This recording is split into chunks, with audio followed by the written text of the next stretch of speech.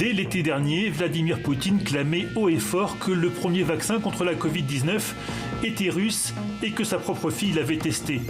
Venant d'un dirigeant pas vraiment réputé pour sa transparence, ce discours triomphant et sans doute prématuré n'avait pas aidé à dissiper les doutes sur l'efficacité de Sputnik V.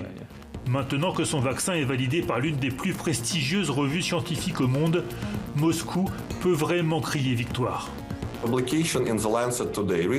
La publication dans The Lancet montre que Sputnik V est le vaccin pour l'humanité.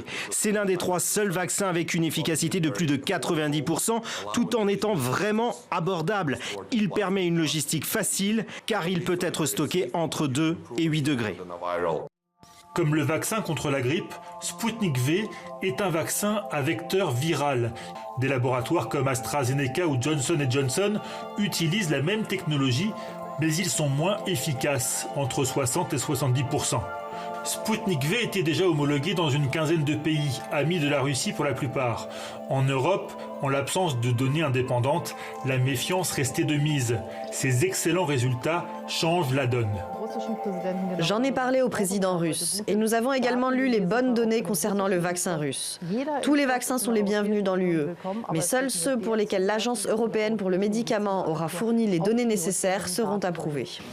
En France aussi, si le vaccin est homologué, le président Macron se dit prêt à commander des doses de vaccin russe. Mais y en aura-t-il assez ? La Russie dit avoir reçu des précommandes déjà pour plus d'1 milliard de doses, mais elle ne semble pas en mesure de satisfaire une telle demande. Pour le moment, les livraisons à l'étranger sont symboliques. L'Argentine, par exemple, avait commandé près de 20 millions de doses. Elle n'en a reçu que 600 000 et les livraisons prévues la semaine dernière ont été reportées sans autre précision.